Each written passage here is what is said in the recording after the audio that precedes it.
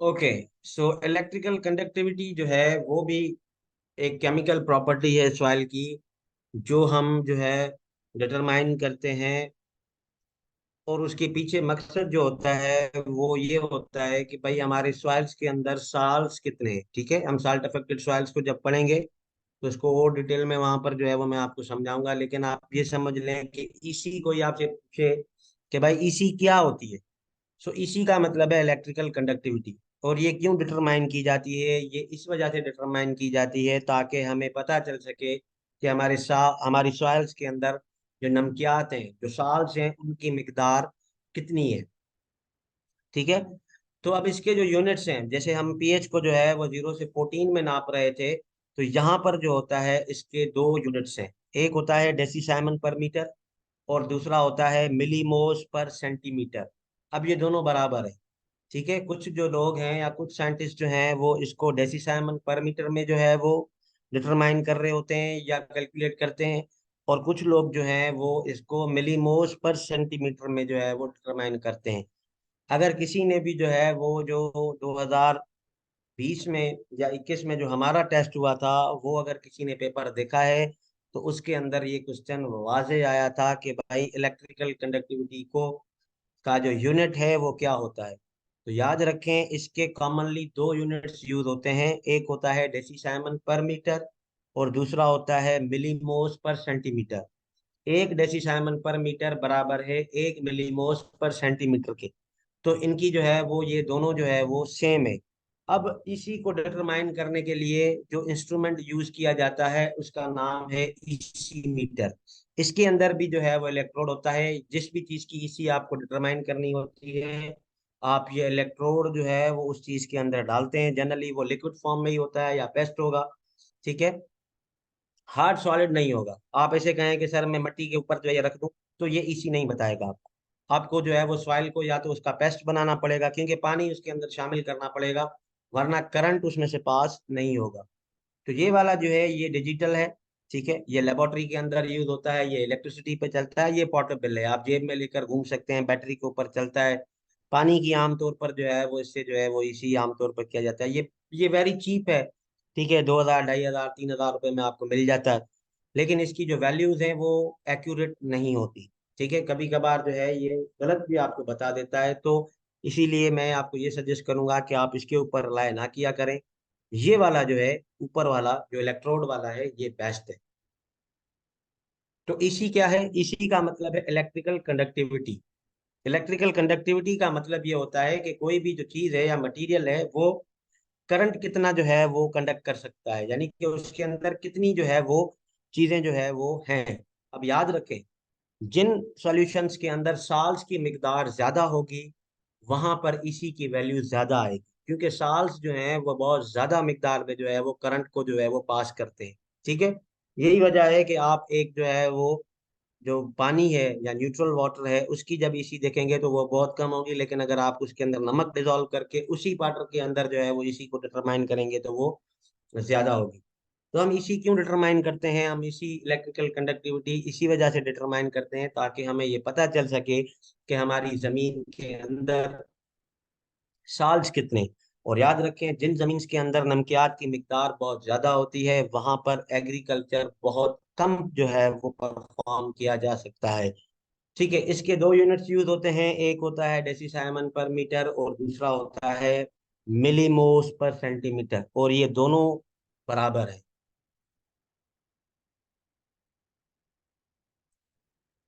हम इसी को जो है वो क्यों डिटरमाइन करते हैं, इंपॉर्टेंस क्या है इलेक्ट्रिकल कंडक्टिविटी की। तो यहाँ पर भी जो इलेक्ट्रिकल कंडक्टिविटी की वैल्यूज हैं वो न्यूट्रिएंट्स की अवेलेबिलिटी को कंट्रोल करती हैं। अब ये बात आप समझ लें कि न्यूट्रिएंट्स की अवेलेबिलिटी क्या है। हम ये कहते हैं कि भाई जमीन से पौधा अपने गिजाई अज्जा भी जमीन से लेता है। अब वो लेता तो जमीन से है, लेकिन ऐसे थोड़ी आ जाएंगे। पीएच और इसी की वैल्यूज अगर उस मयार की नहीं है या उस लेवल की नहीं है जिस पर वो न्यूट्रिएंट प्लांट को अवेलेबल हो सकता है, तो नहीं होगा। भले आपकी सॉइल में पड़ा रहे, प्लांट उसको अपटेक नहीं कर पाएगा। यानी कि आप फर्टिलाइजर देंगे भी तब भी आपकी प्लांट की जो ग्रोथ है वो बढ़ेगी नहीं। क्यों नहीं बढ़ेगी, क्योंकि भाई इसी आपकी ज्यादा होगी, पीएच आपका ज्यादा होगा, तो वो न्यूट्रिएंट प्लांट के किसी काम का ही नहीं है। तो इसी वजह से जैसे मैंने आपको पहले बताया कि भाई पीएच की एक लिमिट है, हर न्यूट्रिएंट एक मखसूस पीएच के ऊपर प्लांट्स को अवेलेबल होता है।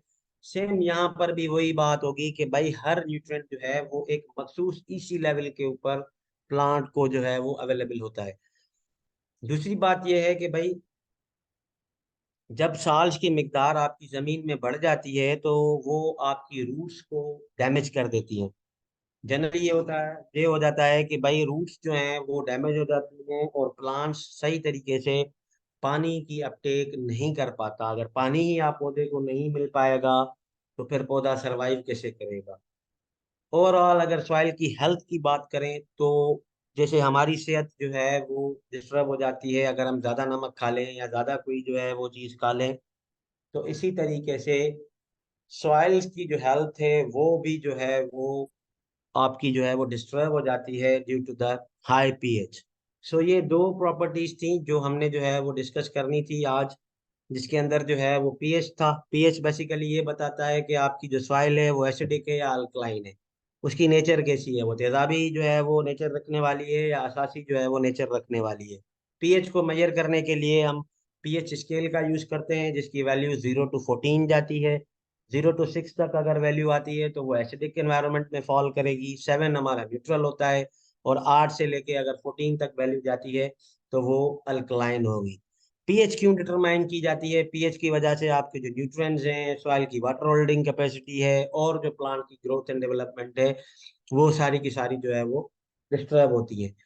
कौन सी ऐसी चीज है, कौन सा ऐसा इंस्ट्रूमेंट है जिससे आप पीएच को डिटरमाइन कर सकते हैं? तो भाई पीएच को डिटरमाइन करने के लिए ग्लास इलेक्ट्रोड वाला पीएच मीटर यूज किया जाता है। इसी क्या है? इसी जो है वो शॉर्ट फॉर्म है इलेक्ट्रिकल कंडक्टिविटी का। और इलेक्ट्रिकल कंडक्टिविटी हम क्यों डिटरमाइन करते हैं? इलेक्ट्रिकल कंडक्टिविटी हम इसलिए डिटरमाइन करते हैं ताकि हम पता लगा सकें कि हमारी सॉइल के अंदर साल्स कितने हैं, नमकियात कितनी है। तो इसी को कॉमनली जो है वो इसी मीटर के साथ डिटरमाइन किया जाता है। इसी की वैल्यूज को जो है वो एक्सप्रेस करने के लिए जो यूनिट्स उसके हैं वो दो हैं, एक है आपका डेसीसाइमन पर मीटर और एक है मिलीमोस पर सेंटीमीटर। ये दोनों जो है वो कॉमनली यूज हैं और ये दोनों क्या होते हैं, बराबर होते हैं। यहाँ पर जो है वो हमारा दूसरा जो लेक्चर था वो खत्म हो गया ड्यू टू सम जो है वो लास्ट टाइम जो है वो टाइम की जो है वो शॉर्टेज की वजह से जो है मैं इनको जो है वो कंटिन्यू नहीं कर पाया था। तो now we are moving towards our third lecture जो कि है दिस इज वेरी इंपॉर्टेंट। ये अजय बहुत एक इम्पोर्टेंट लेक्चर। अजय जी जी। भाई अजय भाई, एक दो स्टूडेंट के एसएमएस आए कि soil temperature and soil density ये रहते हैं पीएच वाले टॉपिक। जी। तो काइंडली इन चीजों को भी देखिएगा। अच्छा।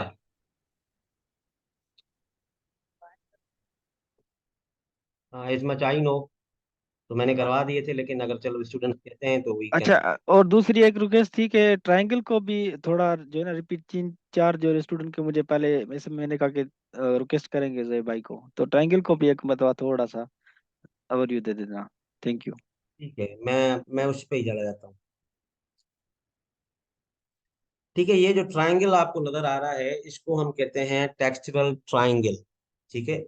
अब ये टेक्सचरल ट्रायंगल क्यों यूज होता है? देखिए मैंने आपको पहले भी बताया था कि भाई सॉइल को जब आप सॉइल का टेक्सचर मालूम करने के लिए जब आप हाइड्रोमीटर मेथड से जो है वो जब डिटरमाइन करते हैं तो पहले तो इसका एक प्रोसीजर है। ठीक है, मैं उसमें नहीं जाना चाहूंगा क्योंकि ये फिर बहुत ही लंबा लेक्चर हो जाएगा। ठीक है। जब आप सॉइल टेक्सचर को हाइड्रोमीटर मेथड से डिटरमाइन करने की कोशिश करते हैं तो इसकी जो प्रोसीजर है उसके अंदर दो रीडिंग्स जो है वो आपको लेनी होती है। तो एक रीडिंग से आपको ये पता चलता है कि आपके सॉइल सैंपल के अंदर सिल्ट और जो है वो सैंड की जो है वो सिल्ट प्लस क्ले कितनी है। ठीक है। पहली रीडिंग में आपको वो फार्मूलाज हैं, अगर वो किसी को डिटेल में चाहिए तो मैं आपके साथ वो शेयर कर दूंगा, लेकिन मेरे हिसाब से इतना डिटेल में जाना जो है वो आप लोगों के लिए ज़रूरी नहीं है। तो बेसिकली हमारे पास जब हम सॉइल को एनालाइज करते हैं या उसके टेक्सचर की डिटर्मिनेशन करते हैं हाइड्रोमीटर मेथड से तो हमें वैल्यूज मिलती हैं कि भाई आपके इस सॉइल सैंपल के अंदर सैंड इतनी है, सिल्ट इतनी है, क्ले इतनी है। अब सैंड सिल्ट क्ले की जब वैल्यूज आपके पास आ जाएंगी तो आप कैसे पता लगाएंगे कि इसका टेक्सचर कौन सा है। ठीक है, क्योंकि सैंड सिर्फ 100% सैंड होती तो हम कहते हैं कि भाई सैंडी सॉइल है। अगर 100% क्ले होती तो हम कहते हैं कि भाई क्लेई सॉइल है। अगर 100% सिल्ट होता तो हम कहते हैं कि भाई ये सिल्टी सॉइल है। लेकिन जब आप का आमतौर पर देख रहे होते हैं तो एक सॉइल सेपरेट की वैल्यू बहुत ज्यादा होती है, दूसरे की उससे कम होती है, और तीसरे की सबसे ज्यादा होती है। तो फिर हम क्या करते हैं, टेक्सचरल ट्रायंगल को यूज करते हैं। ये जो है ये टेक्सचरल ट्रायंगल है। ठीक है। अब इस टेक्सचरल ट्रायंगल में हम करते क्या है कि जो हाइड्रोमीटर मेथड में जो हमने फार्मूलाज यूज करने थे, वहां से फार्मूला को इस्तेमाल करके जो उसका पूरा प्रोसीजर था उसको जब हम जो है वो फॉलो करके जब हम लास्ट स्टेज पे पहुंचते हैं तो हमें वैल्यूज मिलती हैं। हाइड्रोमीटर मेथड आपको ये नहीं बताता कि आपकी सॉइल का टेक्सचर क्या है। हाइड्रोमीटर मेथड आपको सिर्फ ये बताता है कि आपके सॉइल सैंपल जो आपने चेक किया है उसके अंदर सैंड सिल्ट और क्ले की परसेंटेज कितनी है। मैंने आपको पहले भी बताया है कि हमारी जो सॉइल जो हमें नजर आती है वो इन तीन जो है वो मुरक्कब, और सॉरी इन तीन सेपरेट्स का मुरक्कब है, कंपाउंड फॉर्म में है। जब आप उसको अलग अलग करेंगे, ठीक है, ये जो हम सोडियम हेक्सामेटाफॉस्फेट यूज कर रहे थे ये हम इसी वजह से कर रहे थे कि जो सैंड सिल्ट क्ले आपस में जो है वो इकट्ठे हो गए हैं, इनको अलग किया जाए। अब ये सोडियम मेटाफॉस्फेट क्या करता है, इन पार्टिकल्स को तोड़ देगा। ठीक है, इसी वजह से ही हम इसको एक रात छोड़ रहे थे ताकि इनकी जो सेपरेशन है वो बहुत अच्छे से हो जाए। ठीक है। तो जब ये सेपरेट हो जाएंगे तो हमें टेक्स्ट बायोकस हाइड्रोमीटर मेथड से इनकी वैल्यूज मिल जाएंगी कि भाई सिल्ट की इतनी है, क्ले की इतनी है, एंड सैंड की इतनी है। ठीक है। जब आपके पास ये वैल्यूज आ जाती हैं तो फिर हम क्या करते हैं, इस टेक्सचरल ट्रायंगल में उन वैल्यूज को कंप्यूट करते हैं या पुट करते हैं। ठीक है। तो पुट जब आप करते हैं तो फिर आपको पता चलता है कि आपकी जो टेक्सचर की जो क्लास है वो कौन सी है।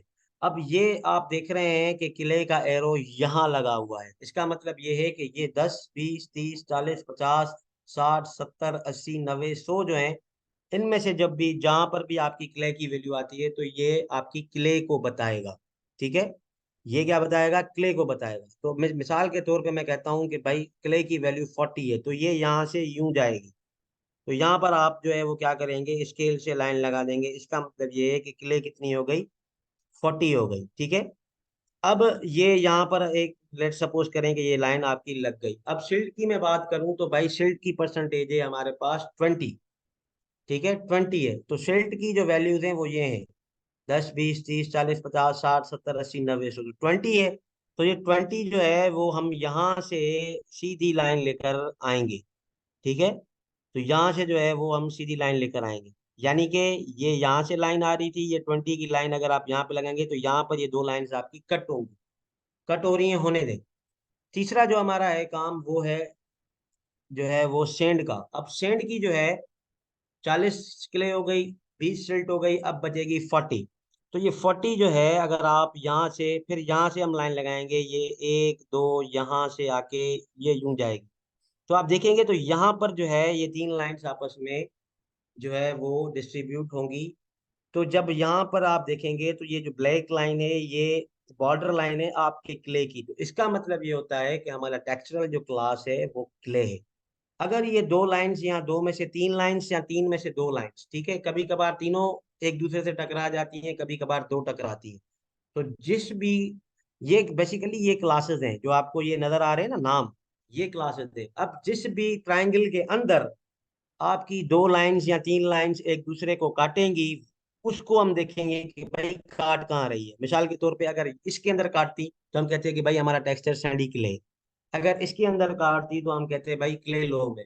मैं जब इसको एंड करूंगा तो मैं आपको एक प्रैक्टिकल जो है वो करके दिखाऊंगा इंटरनेट के ऊपर के इसकी जो वैल्यूज हैं वो किस तरीके से जो है वो इंटरप्रेट हो जाती हैं। अगर फिर भी आपका कोई क्वेश्चन हो तो I am always available at the back and. आप ग्रुप पे भी मुझसे पूछ सकते हैं या पर्सनल भी जो है वो पूछ सकते हैं। सो बेसिकली ये याद रखें कि टेक्सचरल ट्रायंगल यूज किया जाता है ताकि हमें पता चल सके कि हमारी सॉइल का क्लास कौन सा है। ठीक है। अब 100% अगर ये तीनों हो जाते तो फिर तो बात ही कुछ और थी। लेकिन जब ये मिक्सचर है तो अब ना हम इसको सैंड कह सकते हैं, ना हम इसको क्ले कह सकते हैं, ना हम इसको सिल्ट कह सकते हैं। फिर इसमें वैल्यूज पुट करके हम इसका जो है वो पता लगा रहे होते हैं कि इसका जो टेक्सचरल क्लास है वो क्या है। मूविंग टुवर्ड्स द नेक्स्ट, दूसरा था आपका जो है वो सॉइल डेंसिटी, सॉरी टेम्परेचर था। तो टेम्परेचर, जैसे हमारा टेम्परेचर है, बॉडी टेम्परेचर है, थोड़ा सा भी फ्लक्चुएट हो जाए तो हम जो है वो गर्म सा फील करते हैं, या कभी कभार हमें ठंड लगना शुरू हो जाती है। तो क्या हो जाता है, सॉइल का भी टेम्परेचर है, जैसे हमारा टेम्परेचर बढ़ता है तो हमें बुखार सा फील होता है, हम कमजोर से पड़ जाते हैं, हम जो है वो, हम डिजीनेस आ जाती है, ठीक ठीक है, हम कोई भी काम करने को दिल नहीं करता। इसी तरीके से सॉइल का भी एक बेसिक टेम्परेचर होता है। अगर उस टेम्परेचर के अंदर कोई फ्लक्चुएशन आ जाए या उसमें कोई कमी पेशी आ जाए, तो सॉइल के भी जो सिस्टम्स हैं, जैसे इंसान का टेम्परेचर बढ़ता है तो उसको बुखार हो जाता है, तो सॉइल का भी अगर टेम्परेचर कम या ज्यादा हो जाए तो उसके अंदर भी जो प्रोसेसेस हो रहे हैं वो सारे के सारे क्या हो जाते हैं, ऊपर नीचे हो जाते हैं। तो टेम्परेचर का मतलब ही यही है कि किसी भी चीज की जो डिग्री ऑफ हॉटनेस है, यानी कि कोई चीज कितनी गर्म है या कितनी ठंडी है, उसको हम कहते हैं टेम्परेचर। जैसे इंसानों का टेम्परेचर है, फ्रिज का अपना टेम्परेचर है, रूम का टेम्परेचर है, इसी तरीके से सॉइल का भी एक टेम्परेचर होता है। अगर थोड़ी सी भी सॉइल के नॉर्मल टेम्परेचर में फ्लक्चुएशन आ जाएगी तो बहुत सारे प्रोसेसेस जो सॉइल के अंदर हो रहे होते हैं वो सारे के सारे क्या हो जाएंगे, डिस्टर्ब हो जाएंगे। कौन कौन से ऐसे फैक्टर्स हैं प्लांट ग्रोथ के जो टेम्परेचर से अफेक्ट होते हैं, उसमें सबसे पहले आ जाती है सीड जर्मिनेशन।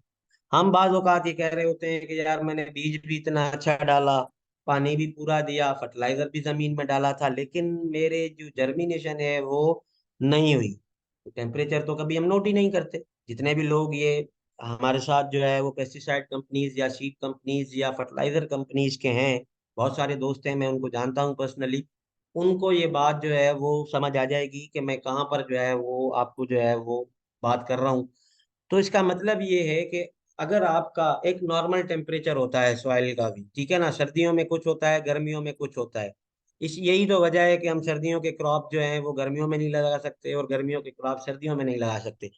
सो टेम्परेचर जो सबसे पहले इफेक्ट करता है वो जर्मिनेशन का करता है। अगर आपकी सॉइल के अंदर हीट बहुत ज्यादा है तो आपके सीड्स जर्मिनेट ही नहीं होंगे, भले आप कितना भी अच्छा सीड लगा लें, उसको वीआईपी किस्म का पानी दे दें, उसको A to Z न्यूट्रिशन उसकी पूरी कर दें, फर्टिलाइजर दबा के दे दें, कुछ भी नहीं होगा। क्योंकि मसला आपके टेम्परेचर का है, और टेम्परेचर जो है वो आपको दिख रहा थोड़ी होता है, उसको डिटरमाइन किया जाता है। फिर हम बाज़ औक़ात ये करते हैं कि भाई जब जर्मिनेशन नहीं होती तो फिर लोगों से पूछते हैं कि हाँ भाई क्या हुआ था, आपने जो है वो फार्म यार्ड मैन्योर तो नहीं डाला था? तो वो कहता है हाँ सही, मुंह मथाने में बाण विधोयो, ठीक है, और मैंने जो है ना वो जो है वो एनिमल मैन्योर डाला था उसके बाद। तो भाई वो जब एनिमल मैन्योर आप डालते हैं तो उसके बाद सॉइल बहुत हीट छोड़ती है, क्योंकि डिकम्पोजिशन का प्रोसेस होता है और वहां पर बहुत हीट लगती है। इसीलिए हम कहते हैं कि भाई कम से कम जब आप ऑर्गेनिक मैन्योर या फार्म यार्ड मैन्योर या जो हम गोबर कहते हैं जानवरों का, जैसे पाण हम सिंधी में वथाणा जो बाण चवंदा आहियूं, वो जब भी आप डालें तो कम से कम जो है वो 2 से ढाई महीने आप जमीन को जो है वो ओपन छोड़ दें, उसमें कोई चीज जो है वो नहीं लगाएं, क्योंकि वहां पर बहुत ज्यादा हीट निकल रही होती है। उसके बाद टेम्परेचर अफेक्ट करता है आपकी रूट की ग्रोथ को, रूट्स को जितना बढ़ना चाहिए या जितना डाउन जाना चाहिए वो नहीं जाती। देन आपकी जो वेजिटेटिव ग्रोथ होती है वो भी जो है वो इफेक्ट जो है वो आपको जो है वो डालती है।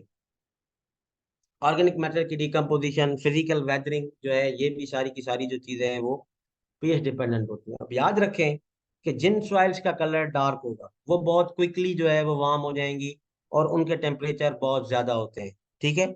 और लाइट कलर, ये हम आमतौर पर जो कपड़ों में अंदर हम जो है वो अपनी जो है वो साइंस लगाते हैं कि भाई गर्मियों के अंदर लाइट कलर पहनने चाहिए। वो इसीलिए कहते हैं क्योंकि जो लाइट कलर्स हैं वो लाइट को रिफ्लेक्ट कर देते हैं, वापस भेज देते हैं, वो एब्जॉर्ब नहीं करते। लेकिन जो डार्क कलर्स होते हैं अगर आप वो गर्मी में पहन के चले जाएंगे तो वो आपको बहुत ज्यादा गर्मी लगती है, क्योंकि वो उनमें अल्लाह ताला ने जो है वो एक कैपेसिटी रखी है कलर्स में भी कि वो डार्क कलर्स लाइट को एब्जॉर्ब कर लेते हैं और बहुत कम लाइट रिफ्लेक्ट बैक करते हैं। Same is the case with the soil. जिन सॉइल्स का कलर डार्क होगा, डार्क ब्राउन होगा, ब्लैक होगा, रेडनेस में ज्यादा होगी, उनका टेम्परेचर बहुत ज्यादा होगा, क्योंकि वो बहुत ज्यादा गर्म हो जाती है। और जो लाइट कलर्ड सॉइल्स हैं उनका टेम्परेचर इतना ज्यादा जो है वो हाई नहीं होगा, क्योंकि वो हीट को जो है वो एब्जॉर्ब इतना ज्यादा नहीं करती। जिन सॉइल्स के अंदर ऑर्गेनिक मैटर जो है वो ज्यादा होगा उनका कलर वैसे ही डार्क होता है, और इस डार्क होने की वजह से उनकी जो वार्मिंग है या उनका जो टेम्परेचर है वो भी ज्यादा हो जाता है। तो यही वजह है कि जो डार्क कलर सॉइल्स होती हैं उनका जो टेम्परेचर है वो लाइट कलर सॉइल से काफी ज्यादा होता है। अब ये दो तीन चीजें ये आप जो है वो नोट से पढ़ लेना। आई डोंट थिंक कि जो है ना वो इसके बाद जो है एक बात याद रखें, सॉइल का टेम्परेचर डेली बेसिस पे चेंज होता है। अगर किसी को ये देखना है तो यहाँ पर दो मेट्रोलॉजिकल स्टेशन हैं, एक आपको ड्रिप में मिलेगी। ठीक है, वहां पर आप देखें उन्होंने सॉइल के अंदर जो है वो थर्मामीटर्स इंस्टॉल किए गए हैं और डेली बेसिस पे वो सॉइल के टेम्परेचर की रीडिंग ले रहे होते हैं। ठीक है। और दूसरी एग्रीकल्चर रिसर्च में एग्रोनॉमी सेक्शन के बराबर में एग्रो मेट्रोलॉजिकल स्टेशन है, वहां पर भी अगर आपको जो है वो देखना हो या समझना हो तो वहां पर भी आप जा सकते हैं।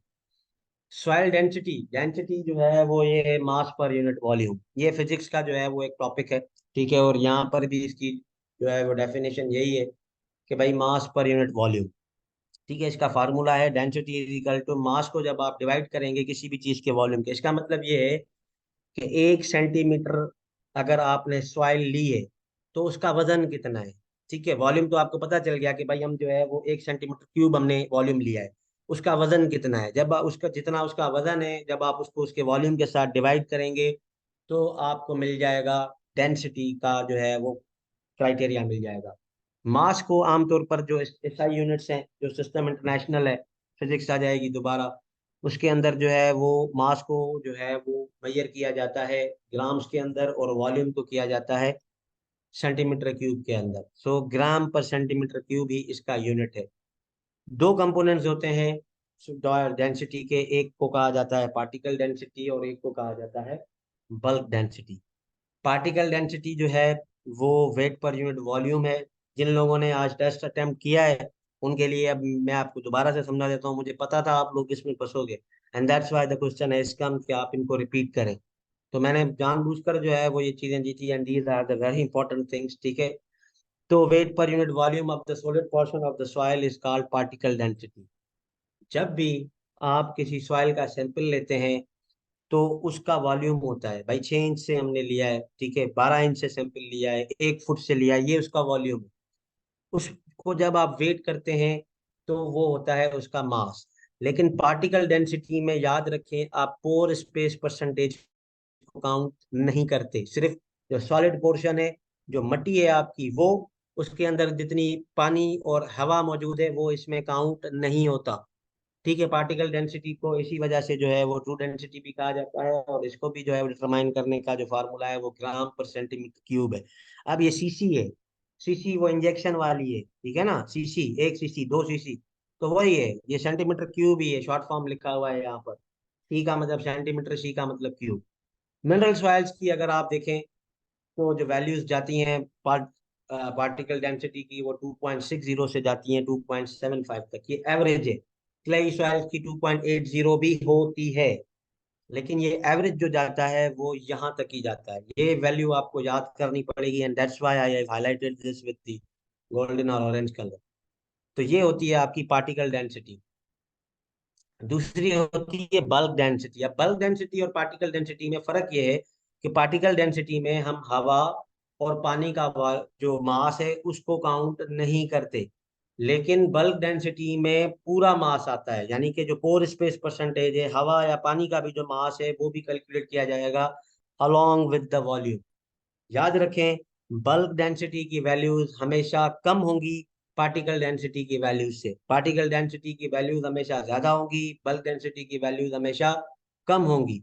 लूज और पोरस सॉइल्स जो हैं उनके अंदर जो है वो बल्क डेंसिटी की वैल्यूज ज्यादा होती हैं और उनके अंदर जो कम्पैक्ट सॉइल्स हैं उनके अंदर जो है वो कम होती हैं। इसका मतलब ये है कि सैंडी सॉइल्स के अंदर बल्क डेंसिटी की वैल्यूज ज्यादा होंगी, क्ले सॉइल के अंदर बल्क डेंसिटी कम होगी। पार्टिकल डेंसिटी उल्टी है, पार्टिकल डेंसिटी क्ले सॉइल के अंदर ज्यादा होती है और सैंडी सॉइल्स के अंदर कम होती है। तो ये आपके क्वेश्चंस थे। ठीक है, तो अब यहाँ पर देखें तो ये 0.8 से 22.0 तक है, ये 20 नहीं है, आई एम रियली सॉरी, ये 2.0 है। मैं इसको यहाँ पर ही जो है वो सही कर लेता हूँ, ये 2.0 है।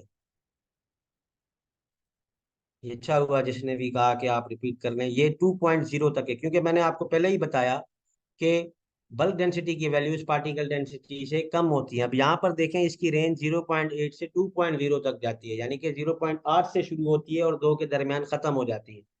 जबकि आप अगर पार्टिकल डेंसिटी की वैल्यूज देखें तो ये 2.60 से शुरू होती है और 2.75 तक खत्म होती है। तो यही मैं आपको समझा रहा था कि एक ही सॉइल हो तो जब आप उसकी पार्टिकल डेंसिटी देखेंगे तो उसकी वैल्यूज बल्क डेंसिटी से हमेशा ज्यादा होगी। तो this was the concept, I hope it's clear. लेकिन अगर फिर भी किसी को कोई क्वेश्चन हो तो वो मुझसे जो है वो भले क्लास के बाद या पर्सनली भी जो है वो पूछ सकते हैं। Sorry. And then we are moving towards the third lecture of this. ये लेक्चर जो है वो sorry,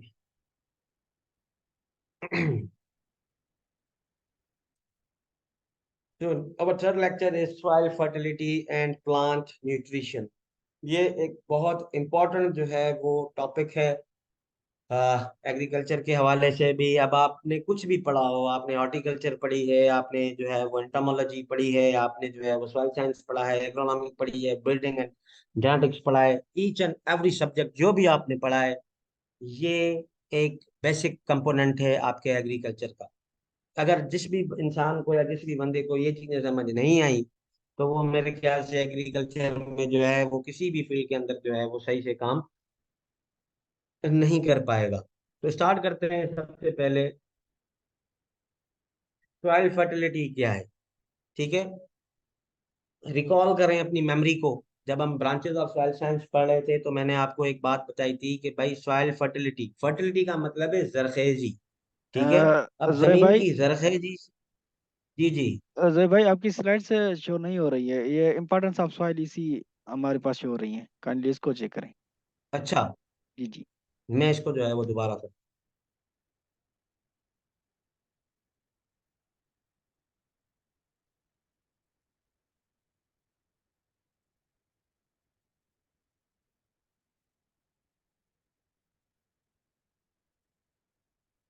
हाँ नहीं विजिबल आ। जी हाँ, अभी बेहतर है। ठीक है, तो सॉइल फर्टिलिटी को जब आप रिकॉल करेंगे हमारे पहले लेक्चर को तो मैंने आपको वहां पर दो बातें कही थी कि हम जितनी भी सॉइल साइंस पढ़ेंगे वो इन ब्रांचेस के बारे में पढ़ेंगे। तो सॉइल फिजिकल प्रॉपर्टीज भी आ गई जो सॉइल फिजिक्स थी, सॉइल केमिकल प्रॉपर्टीज भी आ गई जो सॉइल केमिस्ट्री थी। अब सॉइल केमिस्ट्री इतनी नहीं है, इसमें बहुत सारे दूसरे टॉपिक्स हैं, लेकिन वो फिर उनके लिए ही होते हैं जो उसके अंदर जो है वो स्पेशलाइजेशन करते हैं। तो सॉइल फर्टिलिटी से मुराद ये होता है कि आपकी जमीन की जरखेजी कितनी है, जमीन कितनी जरखेज है। ठीक है, एक वो शेर भी है कि भाई जरा नम तो ये मट्टी पता नहीं क्या कहते हैं, तो ये वही वाली जरखेजी है। ठीक है, तो फर्टिलिटी से मुराद क्या है, फर्टिलिटी जरखेजी का मतलब क्या है, क्या ऐसी बला है, कोई चीज है, किसी चीज का नाम जरखेजी है, या आप जो है वो सॉइल के अंदर जो है वो कोई कंपोनेंट देख रहे होते हैं। होता क्या है, तो बेसिकली फर्टिलिटी से मुराद ये होता है कि आपकी सॉइल जो है उसके अंदर कितनी सलाहियत है। ठीक है, या कितनी मिकदार में वो आपके पौधों को रिक्वायर्ड प्लांट न्यूट्रिएंट्स प्रोवाइड कर सके। इसका मतलब ये है कि सॉइल फर्टिलिटी का मतलब ये है कि आपकी जमीन की वो सलाहियत कि जिसमें हम ये मालूम करें कि वो प्लांट्स को कितने न्यूट्रिएंट्स प्रोवाइड कर सकती है। ठीक है, अगेन मैं आपको कह रहा हूँ न्यूट्रिएंट्स अवेलेबल होते भी हैं लेकिन फिर भी प्रोवाइड नहीं किए जाते। कहाँ, वहां पर कुछ सिस्टम जैसे होते हैं, कुछ प्रॉपर्टीज ऐसी होती हैं सॉइल की जो प्लांट्स को बिल्कुल यरगमाल बना देती हैं। यही मिसाल है कि भाई आपका मुंह हमने जो है वो बंद कर रखा है और आपके सामने दो प्लेट्स जो है वो बिरयानी की रखी हैं, so how will you eat. तो यही कॉन्सेप्ट यहाँ पर भी है कि भाई बिरयानी तो पौधे के लिए पड़ी हुई है जमीन के में अंदर, लेकिन उसको वो दी भी तो जाए ना, उसको पेश भी तो की जाए, कैसे होगा। तो सॉइल फर्टिलिटी हमें ये बताती है कि भाई हमारी जमीन की ये सलाहियत है। ठीक है, याद रखें जो जरखेज जमीनें होती हैं जिसको हम फर्टाइल सॉइल कहते हैं उनका मतलब ये होता है कि भाई ये बहुत अच्छी जमीन है, इसके अंदर जितने भी न्यूट्रिएंट्स मौजूद हैं वो सॉइल को बड़े अच्छे तरीके से प्लांट्स को बहुत अच्छे तरीके से जो है वो सप्लाई किया जाते हैं। जो जमीन जरखेज नहीं होती वहां पर आप ये देखेंगे कि भाई प्रोडक्शन है ही नहीं, फसल सही से उतर रही नहीं है। अक्सर तौर पर हम कहते हैं यार हमारी जमीन अच्छी नहीं है। तो अच्छी और बुरी है, इंसानियत वाला अच्छा बुरा नहीं होता। कि बेसिकली हम फर्टिलिटी को जो है वो डिस्कस कर रहे होते हैं कि यार इसके अंदर फर्टिलाइजर भी डालते हैं, इसको सब कुछ दे देते हैं, पानी भी देते हैं, बीज भी अच्छा लगाते हैं, फिर भी जो है वो हमारे पास जो है वो वाली प्रोडक्शन नहीं आती जो आनी चाहिए। तो फर्टिलिटी से मुराद ये है कि ये आपकी ज़मीन की वो सलाहियत है कि जो ये बताती है कि ज़मीन पौधों को उनके जो हिसाब किताब के मुताबिक कितने न्यूट्रिएंट्स प्रोवाइड करती है, ताकि वो अपनी ग्रोथ को कंटिन्यू कर सकें और यील्ड्स को जो है वो बढ़ा सकें। जैसे इंसानों को खाना खाने की ज़रूरत पड़ती है ताकि उनको एनर्जी मिले, इसी तरीके से प्लांट्स का जो गुजर बसर है वो किस पे होता है, वो इन न्यूट्रिएंट्स पे होता है। न्यूट्रिएंट्स को भी हम आगे चल के पढ़ेंगे कि क्या होते हैं, कैसे उनको जो है वो पेश किया जाता है। सो प्लांट्स के जो न्यूट्रिएंट्स हैं, ये समझे फूड है प्लांट का। जैसे हम खाना खाते हैं वैसे ही प्लांट्स जो है वो खाना नहीं खाते, ठीक है, वो न्यूट्रिएंट्स से जो है वो गेम खेल रहे होते हैं, क्योंकि ये ऑटोट्रॉफ है, ठीक है, ये अपना खाना खुद बनाते हैं। तो ये क्या करते हैं, न्यूट्रिएंट्स को मुख्तलिफ कंपाउंड्स में जो है वो असेंबल करके अपनी जो है वो नशोनुमा कंटिन्यू करते हैं। हम ऑटोट्रॉफ्स हैं, तो सॉरी, प्लांट्स ऑटोट्रॉफ्स हैं, हम हेटरोट्रॉफ्स हैं। हमारे अंदर ये सलाहियत नहीं है कि हम खुद से खाना बना सकें। खुद से खाना तो बना, ये कुकिंग वाली बात नहीं हो रही इधर। कुछ लोग कहेंगे सर खाना तो हम खुद ही बनाते हैं। तो ये खुद से नहीं, खुद से बनाने का मतलब है कि आप धूप में खड़े हो जाएं, बैठे रहें और वहां से आपको न्यूट्रिशन मिल रही हो। तो ऐसा हमारे पास जो है वो सिस्टम नहीं है, ना एनिमल्स के अंदर है। हमें कुछ खाना पड़ता है, रेडीमेड जो है वो डालना पड़ता है अपनी बॉडी के अंदर, लेकिन मिलते हमें भी वही न्यूट्रिएंट्स है। ठीक है, तो थोड़ा सिस्टम में जो है वो चेंज है। प्लांट्स जो है वो ऑटोट्रॉफ्स हैं, हम हेटरोट्रॉफ्स हैं, तो यहाँ पर जो है वो फर्क आ जाता है। अब कौन सी ऐसी जमीन है जिसको हम जरखेज कह सकते हैं, फर्टाइल सॉइल की प्रॉपर्टीज क्या होती हैं? कौन सी ऐसी जमीन है जिसको हम फर्टाइल कह सकते हैं, या कौन सी ऐसी जमीन है जिसको हम सरखेज नहीं कह सकते? तो पहला पॉइंट याद रखें, जो सरखेज जमीन होगी उसके अंदर बहुत ज्यादा सलाहियत होगी कि वो प्लांट को इसेंशियल न्यूट्रिएंट्स प्रोवाइड कर सके, और मॉइस्चर भी वही प्रोवाइड करेगी, पानी। पौधा जमीन से न्यूट्रिएंट्स भी लेता है, पानी भी लेता है। तो सिर्फ अगर प्लांट न्यूट्रिएंट्स प्रोवाइड करता है, जमीन सिर्फ न्यूट्रिएंट्स ही प्रोवाइड करती है, पानी प्रोवाइड नहीं करती, तो ये भी जमीन क्या है, फर्टाइल नहीं है। क्योंकि फर्टाइल सॉइल का सिर्फ न्यूट्रिएंट्स प्रोवाइड करने का काम नहीं है। यानी कि पौधे को जो भी जमीन से चीजें दरकार हैं, वो अगर उसको एक बैलेंस्ड अमाउंट में या एक रिक्वायर्ड अमाउंट में मिल रही हैं, तो वो जमीन फर्टाइल कहलाती है। जिस जमीन से पौधे को रिक्वायर्ड जो चीजें हैं वो सही तरीके से मुहैया ना की जा रही हो, तो उस जमीन को हम कहते हैं इनफर्टाइल, गैर जरखेज। ठीक है, फर्टाइल का मतलब होता है जरखेज, और इसका अपोजिट होता है इनफर्टाइल, जिसको हम कहते हैं गैर जरखेज। तो पहली जो प्रॉपर्टी है फर्टाइल सॉइल की वो यही है कि वो प्लांट्स को जो उनके रिक्वायर्ड न्यूट्रिएंट्स हैं और उसके साथ साथ पानी है। अब सिर्फ पानी प्रोवाइड करती है, न्यूट्रिएंट्स प्रोवाइड नहीं करती, तब भी इनफर्टाइल है। सिर्फ न्यूट्रिएंट्स प्रोवाइड करती है, पानी प्रोवाइड नहीं करती, तब भी इनफर्टाइल है। सो पॉइंट, राइट पॉइंट को समझे। ठीक है, दिस इज वेरी, ये बहुत आसान है। ये कोई मैं आपको रॉकेट साइंस नहीं पढ़ा रहा। ठीक है, ये इंटरेस्टिंग है, ये सब सारे एग्रीकल्चर में आपको काम आएगा कि भाई पौधे को सिर्फ पानी नहीं चाहिए। जैसे आपको जो है वो मैं कहूँ कि भाई आप सिर्फ पानी ही पियो, खाना क्यों खाना है आप, मैं आपको पानी पिला रहा हूँ ना, पीते रहे, क्योंकि पानी है जिंदगी। भाई पानी जिंदगी तो है, लेकिन पानी पे ही तो हमारा सर्वाइवल नहीं है ना। तो प्लांट्स भी कैसे सर्वाइव कर सकते हैं भाई, पानी पे। लेकिन अगर आपको ये कहा जाए कि भाई रमजान का रोजा रख लें आप, ठीक है, मगरिब की अजान के बाद आपको खाना दिया जाएगा, पानी नहीं है, will we survive? The answer is no. So पौधे भी हमारे तरह ही हैं, बस उनको अल्लाह ताला ने जबान नहीं दी, अगर वो बोलना शुरू कर दे तो हमें ही चमाटे मार रहे होते, ठीक है, मूव नहीं कर सकते। लेकिन उनको भी पानी चाहिए, उनको भी न्यूट्रिएंट्स चाहिए। हम न्यूट्रिएंट्स को खाने के लिए, और सॉरी, न्यूट्रिएंट्स को हासिल करने के लिए खाना खाते हैं, बहुत सारी चीजें खाते हैं। ठीक है, प्लांट्स वो क्या करते हैं, डायरेक्टली सॉइल से जो है वो एब्जॉर्ब करके अपने सिस्टम में जो है वो डाल रहे होते हैं। सो न्यूट्रिएंट्स एंड मॉइस्चर, पहला क्राइटेरिया क्या है कि उसको प्रोवाइड करने हैं, सप्लाई करना है न्यूट्रिएंट्स, और उसके साथ साथ रिक्वायर्ड मॉइस्चर। दूसरी चीज ये है कि भाई चलो न्यूट्रिएंट्स भी प्रोवाइड कर दिए, उन उसको पानी भी प्रोवाइड कर दिया, लेकिन उसके अंदर कुछ ऐसे जहरीले मादे हैं, टॉक्सिक सब्सटेंसेस, जहरीले मादे, जिसकी वजह से भी क्या हो जाता है कि प्लांट की ग्रोथ रुक जाती है। तो ऐसी सॉइल के अंदर, ऐसी सॉइल को भी हम क्या कहेंगे, फर्टाइल नहीं कहेंगे, यानी कि वो जहरीले मादों से पाक हो। ठीक है।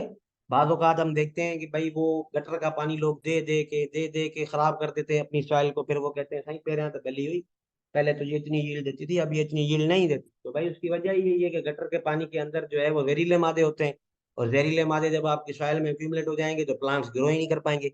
तो दूसरा क्राइटेरिया ये है कि पानी भी प्रोवाइड करेगी, न्यूट्रिएंट्स भी प्रोवाइड करेगी, उसके साथ साथ उसकी जो कंडीशंस हैं वो बेहतर होगी, उसके अंदर कोई भी ऐसी चीज नहीं होगी जो प्लांट को तंग करे या उसको मार ही दे, जहरीले मादे टॉक्सिक सब्सटेंस से फ्री होगी। तो ये जो है वो, अब दूसरा जो क्राइटेरिया चल रहा है, it is rich in nutrients. ठीक है, न्यूट्रिएंट्स से भरपूर होती है जो प्लांट की नशोनुमा के लिए जो है वो रिक्वायर्ड होते हैं। इसके अंदर वाफिर मिकदार में ऑर्गेनिक मैटर कंटेंट जो है वो मौजूद होता है। ठीक है, ऑर्गेनिक मैटर कंटेंट अगर कम होगा तब भी आपके लिए मसला है, अगर ज्यादा हो गया तब भी मसला है, लेकिन वाफिर मिकदार में होना जरूरी है, क्योंकि दो काम करता है, आपके सॉइल के स्ट्रक्चर को क्या करता है, बेहतर करता है। जब भी आप वो जमीनें देखें या उन फार्मर्स से मिलें जो हर साल अपने जमीन के अंदर जो है वो ऑर्गेनिक मैन्योर यूज करते हैं, वो आपको कहेंगे कि हमारी जमीन फर्स्ट क्लास भुरभुरी सी है, नरम है। और ऑर्गेनिक मैटर क्या करता है, सॉइल के अंदर वाटर को रिटेन करने में आपकी हेल्प करता है। सो न्यूट्रिएंट से भरपूर होगी, मॉइस्चर भी सही प्रोवाइड करेगी, जहरीले मादों से फ्री होगी, और उसके अंदर वाफिर मिकदार में ऑर्गेनिक मैटर कंटेंट भी मौजूद होगा। ठीक है। अब इसका जो स्ट्रक्चर है फर्टाइल सॉइल का, वो भी क्या होगा, बेहतर होगा, ताकि उसकी जो ड्रेनेज है, निकाल है, वो भी जो है वो क्या हो, सही हो। मिसाल के तौर पे एक हार्ड सॉइल है, उस पानी उसके अंदर जा रहा ही नहीं है, तो कैसे काम होगा, पानी तो उसकी सरफेस के ऊपर खड़ा हो जाएगा, यानी कि उसकी ड्रेनेज सही नहीं है। तो क्या खड़े पानी में हम फसलें कर सकते हैं राइस के अलावा? नहीं कर सकते। तो स्ट्रक्चर जो है वो आपकी ड्रेनेज को भी जो है वो क्या करता है, कंट्रोल करता है, यानी कि फर्टाइल सॉइल का स्ट्रक्चर भी अच्छा होना चाहिए और उसकी ड्रेनेज भी जो है वो अच्छा होना चाहिए। उसके साथ साथ जो अहम पॉइंट है वो ये है कि भाई इसके अंदर वैरायटी ऑफ माइक्रो ऑर्गेनिजम्स भी हो जो कि सपोर्ट करें इसकी ग्रोथ को। तो ये 4 से 5 जो हैं वो, एंड लास्ट जो पॉइंट है वो है कि भाई टॉप सॉइल जो है वो लार्ज अमाउंट्स में हो, यानी कि टॉप सॉइल की जो डेप्थ है वो ज्यादा होनी चाहिए। ठीक है, ये हम आगे चल के पढ़ेंगे कि टॉप सॉइल और सब सॉइल में क्या फर्क है। तो ये 6 से 7 जो है वो हमारे क्राइटेरिया हैं जो हम यूज करते हैं किसी भी सॉइल को जरखेज या गैर जरखेज जो है वो कॉन्फ़िगर करने के लिए, या उसको जो है वो डिवाइड करने के लिए। I hope this is clear now. अब बात आती है, यहाँ पर देखें, बात किए जा रहे हैं बेसिक प्लांट न्यूट्रिएंट। ठीक है, यहाँ पर भी बात कर रहा हूँ प्लांट न्यूट्रिएंट, ठीक है, इसेंशियल प्लांट न्यूट्रिएंट।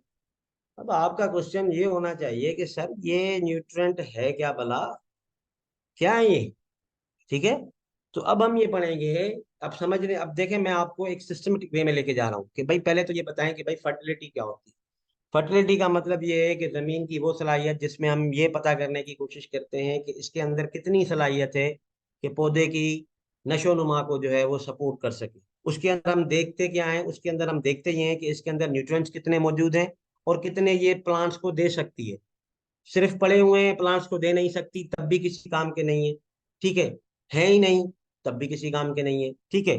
तो न्यूट्रिएंट्स क्या होते हैं, न्यूट्रिएंट है